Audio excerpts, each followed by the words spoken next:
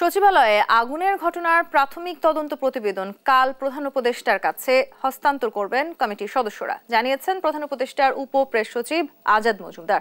সেই সঙ্গে কালই সচিবালয়ে প্রবেশে 160 জন সাংবাদিক ও 40 জন ক্যামেরা পার্সনকে অস্থায়ী কার্ড দেওয়া হবে বলে জানানো হয়।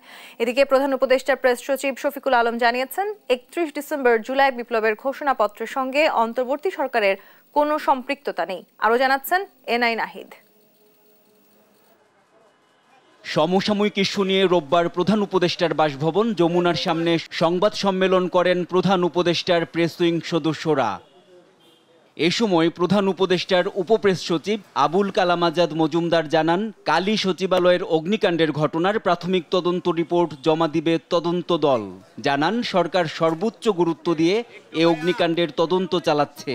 আমাদেরকে তদন্ত কমিটির প্রধান আজকে জানিয়েছেন যে আগামীকালকে ওনারা প্রাথমিক প্রতিবেদনটি মাননীয় প্রধান উপদেষ্টার কাছে হস্তান্তর করবে। তদন্ত কাজ এই মুহূর্তে খুব সাকসেসফুলি চলমান আছে। এদিকে সাংবাদিকদের প্রবেশ পাস বাতিলের সিদ্ধান্ত সাময়িক এবং তদন্তের প্রয়োজনে আলামত নষ্ট ঠেকাতেই এই সিদ্ধান্ত বলে জানান উপপ্রেস সচিব। সেই সঙ্গে কাল প্রাথমিকভাবে 200 জন সাংবাদিককে অস্থায়ী পাস দেওয়া হবে বলেও জানানো হয়। যে সাংবাদিকরা কাজ করেন তার প্রায় 160 জনের মতো সদস্য আছে। তাদের পাশাপাশি বিভিন্ন টেলিভিশন চ্যানেলের 40 জন ক্যামেরাম্যানকে অস্থায়ী ভিত্তিতে পাস দেওয়া হবে। 31 ডিসেম্বর জুলাই বিপ্লবের ঘোষণাপত্র পাঠের উদ্যোগে সরকারের কোনো সংশ্লিষ্টতা নেই বলেও জানান প্রেস সচিব শফিকুল আলম। ইনিশিয়েটিভ হিসেবেই দেখছি, এটা আমাদের গভর্নমেন্টের কোনো না। আমরা এর মধ্যে এই গভর্নমেন্টের সাথে এটার কোনো সম্পৃক্ততা নাই।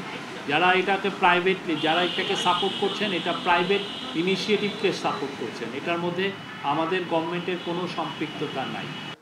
এনআই নাহিদ, দেশ টিভি, ঢাকা।